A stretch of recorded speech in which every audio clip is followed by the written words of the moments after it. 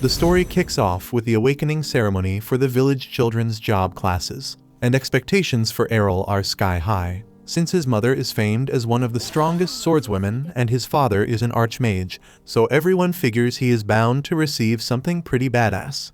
Then his turn comes, the priest lays a hand on him, and instead of seeing a vision with a job title, his sight just floods with white from edge to edge. Suddenly the priest freezes on the spot because this almost never happens, and in cases like this, there's only one explanation. He finally declares that Errol, much like some useless kid with no future, is going to be permanently jobless. Classes are gifts handed down to people that let them focus on a role and unlock skills to grow stronger, so the outcome hits hard. His parents and sister had spent the whole morning hyping Errol up, convinced he'd end up with some top-tier class. So the moment they hear he's marked as jobless, the shock spreads through the hall. Even so, they still adore him, immediately scrapping their retirement plans and joking that Errol can freeload in the basement for the rest of his life, if that's what he wants. Errol says he has no desire to end up as some basement shut-in. People around him act like being classless dooms him to a bum's life, but he honestly doesn't see it as a big issue. Of course, getting a cool class that made him strong right away would have been nice. But he's already spent years training with his mother on the sword, and the fact she hasn't accidentally killed him with her insane strength has to mean he's improving, so he refuses to feel down. Even if it takes him more effort than others who rise faster, he's ready to keep pushing until he's on par with his parents. Errol's family are glad to see his optimism holding strong, so they cheer him on once more and say he's bound to be well known someday. Errol values their support, but training can't be delayed, so he makes his way to the fields alone. There, he hears the ring of steel nearby, so he goes to check and spots two children from the village in the middle of a duel to test out their new sword classes. Before long, one of the boys notices Errol watching from the corner over there, and they tell him he has no business here since this is not a place for a classless loser. Errol answers that there are no rules against him coming here to train, so he would prefer to practice in peace. Even so, the kids are intent on establishing dominance over Errol, so they say they will be nice and show him what a sword class bearer can do. The two of them start sparring again right in front of Errol, blades tapping and feet sliding, and he finds himself a little impressed. Their form is laughable at best, still it is fascinating to see how effective sword skills are when they kick in.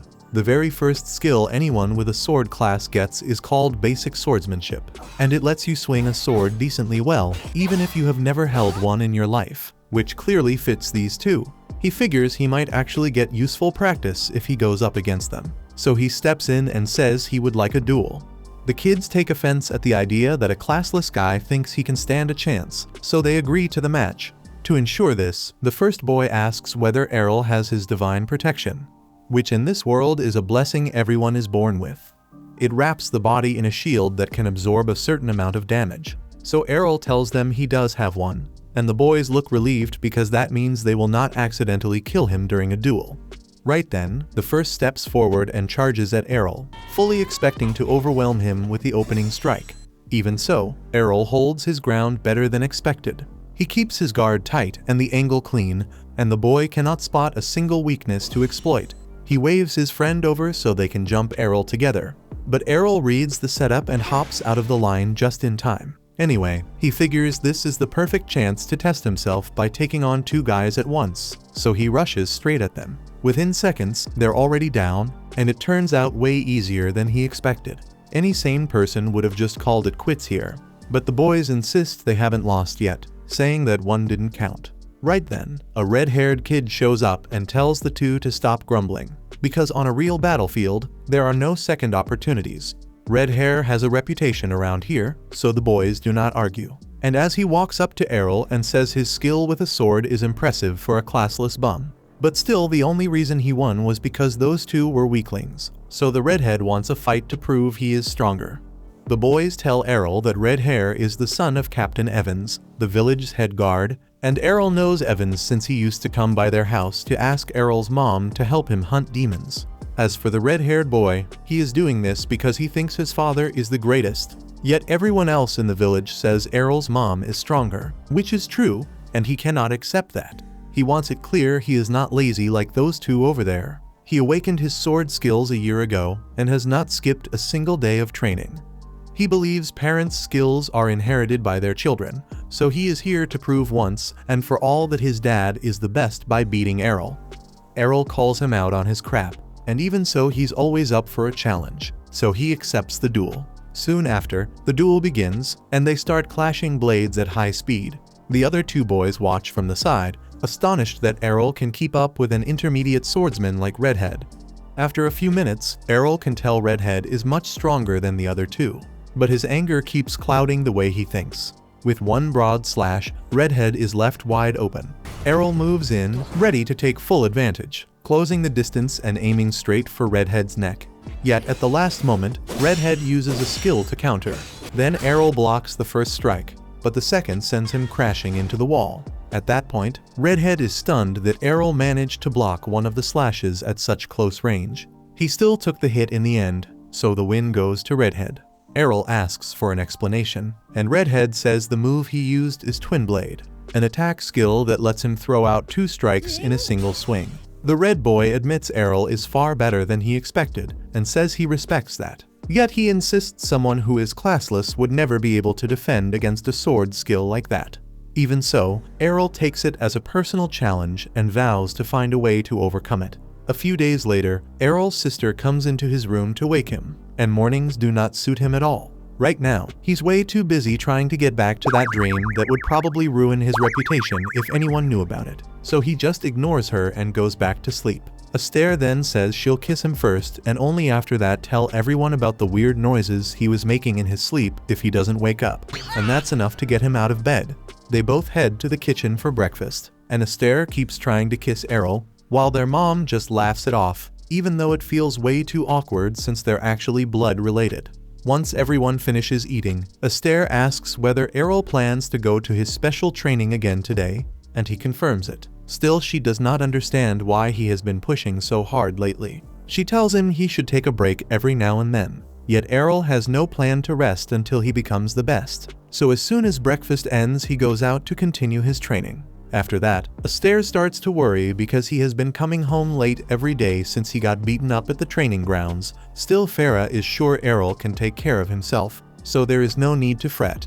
Then she takes Astaire out back and shows her a chest full of broken swords. From the way those blades are worn down, you can tell Errol is putting in real effort to get stronger. So they decide to let him work as hard as he wants to and stop holding him back. At the same time, out in the forest, Errol is testing his new move against a tree. Convinced he has finally nailed it, he let Redhead hit him with the same strike countless times just to figure out the pattern.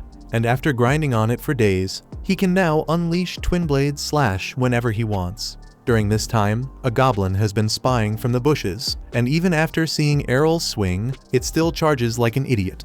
Errol reacts fast, cutting across its chest, and the creature drops before it even hits the ground. Right then, he hears a deeper growl in the woods, heavy and close, and just as he thinks of pulling back, a child's scream cuts through the forest, so he grits his teeth and charges in on his own. Before long, he finally reaches the place where he heard the scream, finding Redhead pinned against a tree by a hobgoblin. The boy is badly wounded, so Errol knows he has to step in. But he can't charge recklessly with the creature still a huge threat.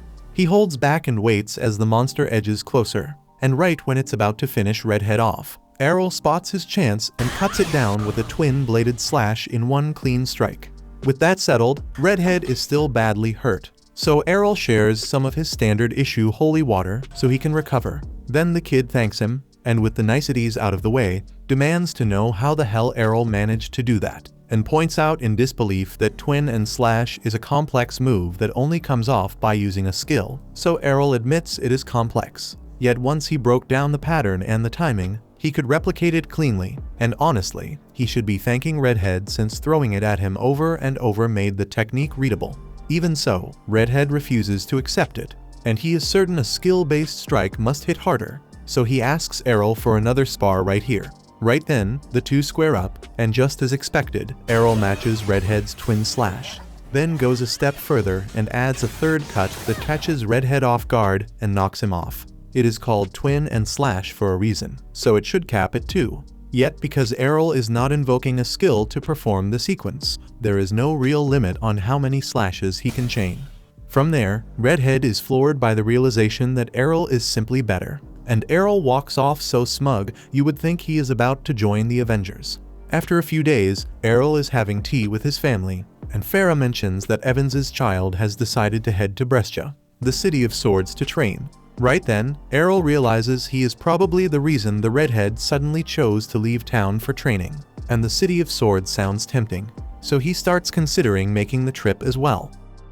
5 full years roll by from that day, and Errol decides it's finally time to head out for Brescia, the kingdom famous for its elite swordsmanship. Both his mother and Captain Evans trained there, so Errol's goal is simple: reach their level and then go beyond it. On the road, he travels with a few strangers, 2 of them strong swordsmen who could hold their own anywhere. The man has the barbarian class, while the woman carries the dual-wielding class. They both want to polish their skills in Brescia too. Even so, they can't seem to get along, snapping at each other every few minutes.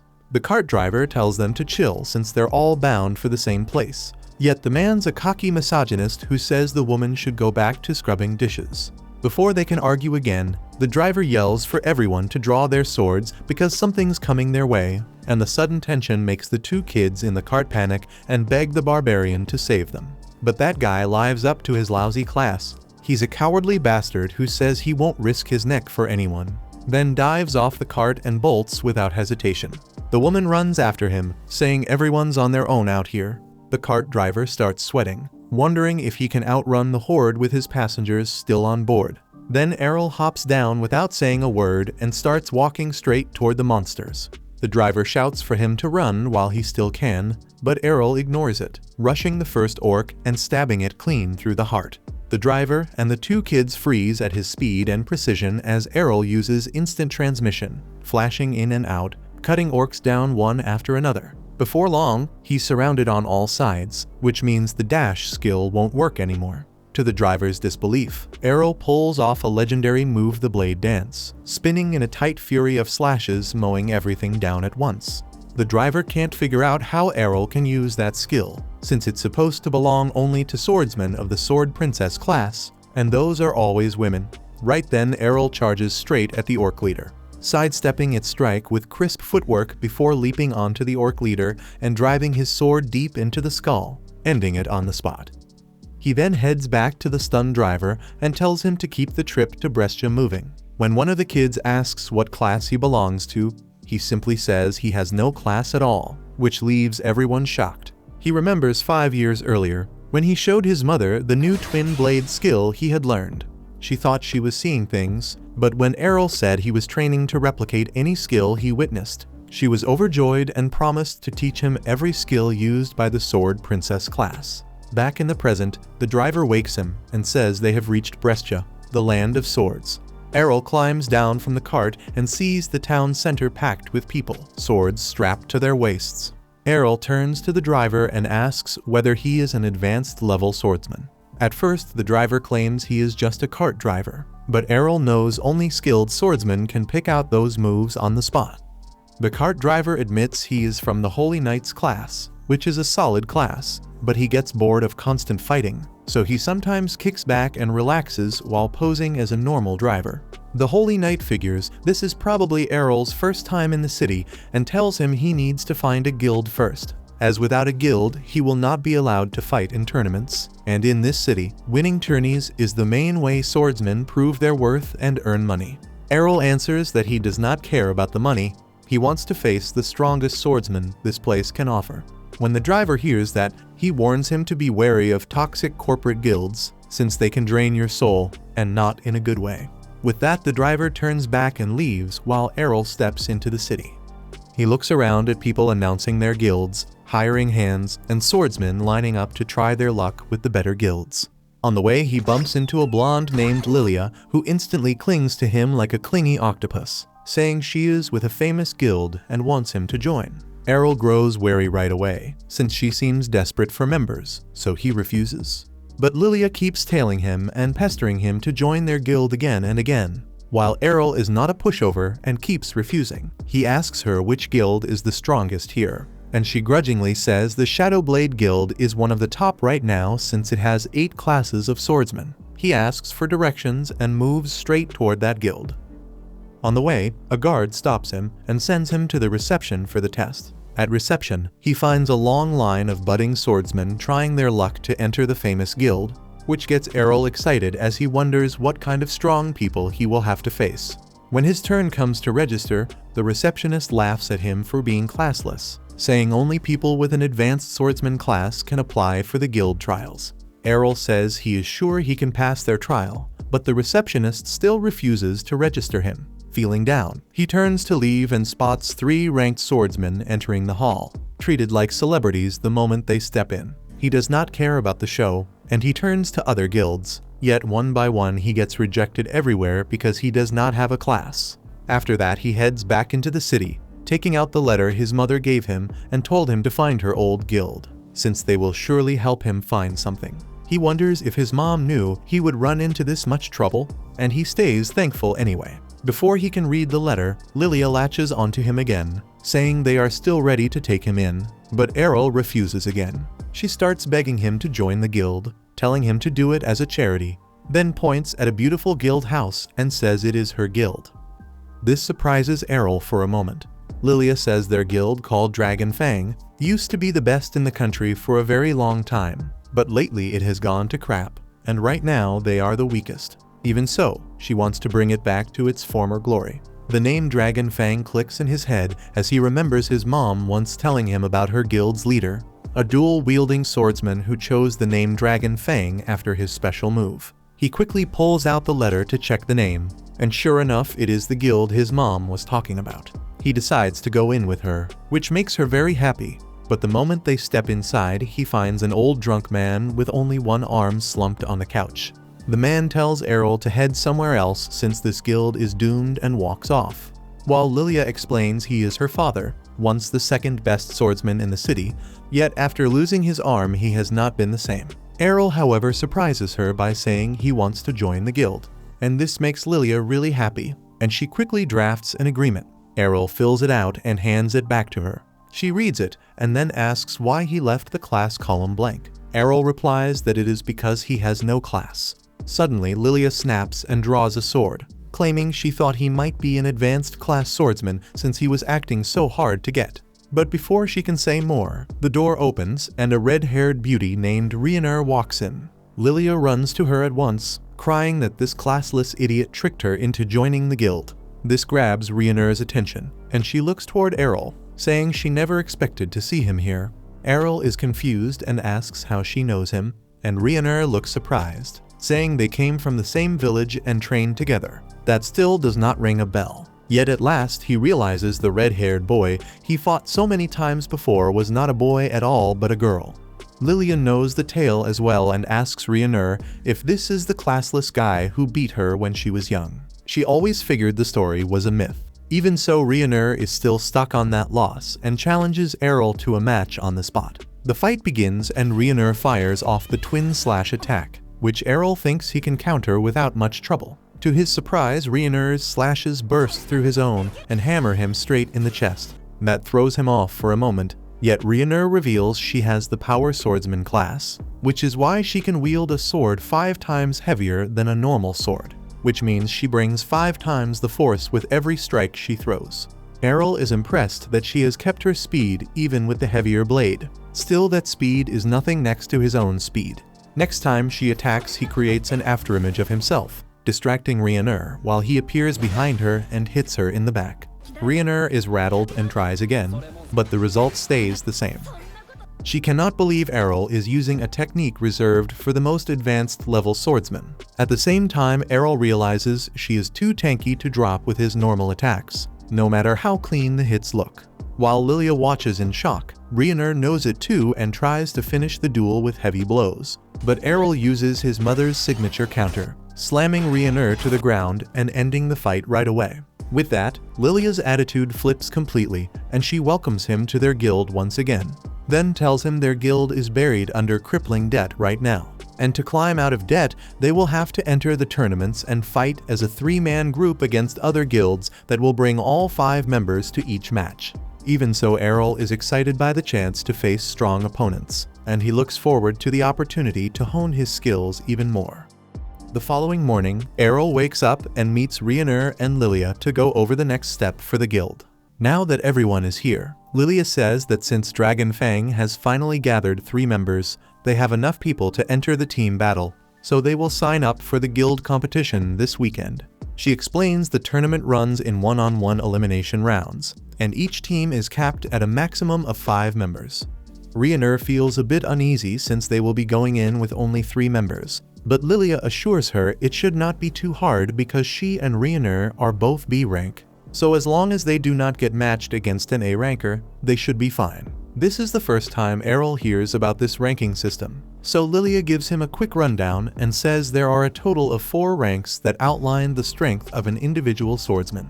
Out of the 500 swordsmen in Brescia, there are only around 20 who count as a rank. While Rhaenyra and Lilia land in B rank, Errol is not ranked yet, but since he managed to beat Rhaenyra, Lilia figures he must be at least B rank as well. As long as the match placements don't screw them over, they've got a real shot at coming out on top. Speaking of that, the match brackets should be posted on the Colosseum notice board by now, so Lilia says she is going to check them right away. In the meantime, Rhaenyra has Errol go put in some training until Lilia gets back. But before she can leave, Errol calls her back because he has a favor to ask. To start, since she's a power bladesman, he asks if she's got any abilities other than plain brute strength. And she says she's got one called Guts that basically lets her divine protection last longer than normal. Errol thinks it through and concludes the Guts skill would be an incredible asset for him in battle. So he steps up to Rhaenyra and asks her to hit him over and over. Rhaenyra starts blushing and asks if they can try something a little more normal since she thinks Errol is asking to do something indecent. But he says she is misunderstanding him, because the reason he wants her to hit him is that he assumes the Guts skill is an ability that raises endurance. So the best way for him to reproduce it would be learning to take hits without relying on his divine protection. Rhaenyra is stunned when she hears Errol's plan and calls him crazy, because everyone knows skills are blessings from the goddess that depend on your class. Still, Errol reminds her she's already watched him pull off the twin blade and shadow skills, so there's no reason he couldn't copy the Guts skill too. After that, in the training yard, he asks her to hand over her sword for a moment, and she agrees to give it to him, even if she has no clue what he's planning, since the weapon was custom made to be 5 times heavier than a regular sword, meaning there's no way he could wield it without the brute strength skill. Even so, Errol proves her wrong by drawing the blade with ease and swinging it around. She then asks how he manages that, so he explains that while the brute strength skill boosts you beyond normal, but steady training does too, and Errol has been putting in the work for years. Rhaenyra concedes she was off the mark and agrees to help with his training, but she warns that if he wants her to hit him, she will not hold back, and she does not want to hear complaints afterward.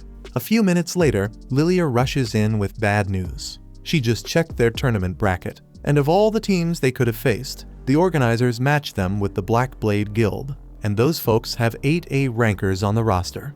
Even so, Lilia says she is still confident she and the others can come out on top. Now that she's done talking, she notices Errol with his head buried in the ground and his butt up in a ridiculous pose. Rhaenyra explains he is the one who asked for this, and despite the heavy bruises, Errol does not seem bothered, so he gets up and asks what is for lunch. The day of the guild competition finally arrives, and once the group reaches the arena for their match, they overhear a pair nearby saying Dragon Fang drew Black Blade and ran into bad luck. They remember Dragon Fang used to stand among the top guilds, but they will not risk their money on underdogs, so they are putting everything on Black Blade. Lilia is offended that those guys think Dragon Fang will lose, so she starts marching over to set them straight, but Rhaenyra holds her back because it is not worth the trouble. Errol does not care whether people believe they will win, but he is surprised to learn gambling is allowed here. Rhaenyra explains that all Colosseum matches can be bet on, and as it stands the odds on their match are 20-1. Lilia is angry because that means no one expects them to win, but she says this could be a chance to make even more money. If they do not win, their guild is doomed either way, so she decides to take another loan, using her building as collateral so she can bet on their match. And Errol now gets how the guild fell into so much debt in the first place. Right then, Lilia hears a man laughing behind her, so she turns to see who it is, and to her annoyance she finds Jorg, the guildmaster of Black Blade, standing there smug as hell. Lilia asks him what he wants, and Jorg says he is just here to wish them luck, since he hates seeing how his former rival guild has fallen on rough times. He adds that he even heard they were desperate enough to accept a classless loser as a member. Lilia tells him that it is none of his business, and Jorg replies that he went through a lot of trouble to make sure their guilds would face each other in the tournament. So of course he wants to know who Dragon Fang has on its roster. Lilia snaps that it's none of his damn business, and Jorg fires back that he went out of his way to make sure their guilds would clash in the tournament. So naturally he's curious to see who Dragon Fang's got on their lineup. That is only if they manage to pull off a miraculous victory against Black Blade's A rankers. A little while later, it is time for the day's main event, so Errol and the others walk into the arena and check the list of Black Blade's combatants. Errol is surprised the guildmaster did not enter, given how personally invested he seemed in crushing them in this match. He wonders if Jorg might be going easy on them, but Lilia and Rionur point out that Black Blade's lineup is stacked with their strongest A rankers, so this is going to be an insanely tough fight. Hearing that, Errol gets fired up since it means he will get to see a lot of new skills, and Lilia reminds him the fate of Dragon Fang hangs in the balance here, so he needs to take this seriously. Once the match officially begins, the announcer introduces Black Blade's first fighter, the fencer Geo, and when she moves to announce Dragon Fang's combatant, she pauses for a second because the roster says she is supposed to introduce someone named Errol who is classless, which she thinks cannot be right. The crowd starts murmuring among themselves because they cannot believe a classless nobody actually decided to enter the tournament, and Geo takes it as a personal insult that he has to face a weakling like Errol. As soon as the fight starts, Geo fires off Blink Dash to close the gap and stab Errol through the chest, and to his shock that target turns out to be an afterimage created by Errol's shadow skill. He is not sure how a classless fighter can use a move like that. Yet he adjusts quickly and begins working out a plan to deal with the afterimages. He ends up making a fatal mistake, thinking Errol can only create 3 afterimages, and once he cuts down the third, he drops his guard for a split second, careless at the worst possible time, giving the real Errol the perfect moment to rush in and finish the fight. Geo drops to the floor unconscious, and the arena erupts at the sudden swing in momentum. Lilia and Rionur both trusted Errol to win, yet Rionur never thought it would be this easy, and the crowd looks just as stunned. Errol, on the other hand, is bothered that he could not parse how Geo's thrust skill functions during the fight, so he decides he will study it later. After that, Errol's next bout is against a dual swordsman. As the boy rushes in, Errol cleanly parries the first strike and answers with a twin blade slash that flips him off his feet in one fluid motion, securing another win. His third opponent is a barbarian, and since Errol has only faced swordsmen so far, the barbarian tries to catch him out with a kick. He is nowhere near quick enough to surprise Errol, so Errol uses Blink Dash to slip behind him and cuts across his neck to end the round. Rionur can hardly believe Errol just removed the third A rank fighter by himself, while Lilia is thrilled because if fortune holds, Errol might run the board and take all 5 on his own. Rionur tells Lilia it sounds as if she does not want to fight in the tourney at all, and it sounds that way because it is true. She knows damn well that in Errol's position, she would have fallen in under a minute. There is no way she could manage a head-to-head with an A ranker, which is why she is pouring everything into cheering for Errol as if her life depended on it. In Errol's next match, he faces a shield bearer, and breaking through the man's guard proves tricky, though Errol is still outpacing him. After that, the shield bearer gets angry and accuses Errol of lying about being classless, saying there is no chance someone without a class could have blown through the last 3 that easily. Errol answers that his wins come from pure effort, and the shield bearer laughs, claiming that effort can never beat the power of classes. Still, Errol points out that if that were true, the man would not be getting his butt handed to him by a teenager. The shield bearer charges and tries a shield bash to knock Errol over, but Errol reads it, counters with a kick, and knocks the shield clean out of his grip. The shield bearer panics, saying he recognizes that kick, and Errol tells him it is likely because he copied it from the barbarian in the previous round, although he has not perfected it yet. While talking, he resets his stance and drives another kick into the shield bearer's side. The man cannot believe what is happening, insisting there is no way Errol should be able to pick up such a skill so casually. Errol admits that some techniques take real time and effort to perfect, but the easy ones he can copy after seeing them just once. So to back it up, he picks up the fallen shield and knocks the shield bearer out cold using his own move. That marks his 4th win, and even though Errol's strength is obvious, the crowd begins doubting that he is truly classless. They claim he is faking it and start shouting for a disqualification. Because of the uproar, the organizers contact the Guild Association and request a copy of Errol's original class assessment. The announcer asks if he is fine with sharing his personal info with the crowd, and he says he does not mind if it settles them down. She then projects Errol's assessment card for all to see, and clear as day it reads classless, so everyone finally accepts that he is not pretending. Lilia laughs and says if she had known Errol was this strong, she would have pawned more of her dad's treasures to place an even bigger bet.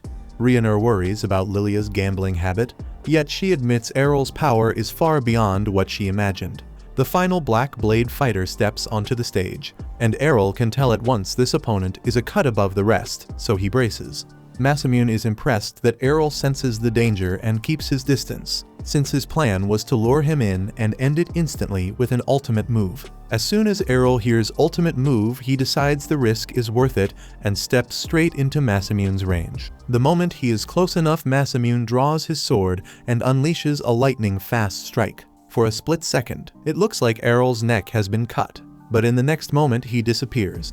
Masamune freezes in shock, trying to grasp what just happened, when Errol suddenly appears behind him and says that while Masamune is fast, he was trained by someone even faster, so his reflexes are on a whole different level. Errol then unleashes the ultimate technique he learned from his mother, the Piercing Tempest, and the strike hits Masamune head-on, knocking him out cold and making Errol the clear winner. Still unable to process what just happened, Rhiannon and Lilia hug each other, realizing they won without lifting a finger. As Errol walks off stage, Lilia jumps in for a hug, and he instinctively sidesteps since Astaire used to pull the same weird stunt all the time. Then he sees Rhiannon standing there with her arms open, ready for a hug, and she suddenly realizes what she's doing, her face flushing as she apologizes for getting carried away. Errol grins and says he would not have minded a hug, though he wishes she had taken off her armor first so there would be some actual comfort. Meanwhile, from the stands, Jorg watches Errol and the others celebrating their victory and vows to make him pay for this humiliating defeat. Thank you for watching to the end. If you enjoyed this recap, please hit the like button and subscribe. If you have any suggestions or tweaks, share them in the comments. They help me improve.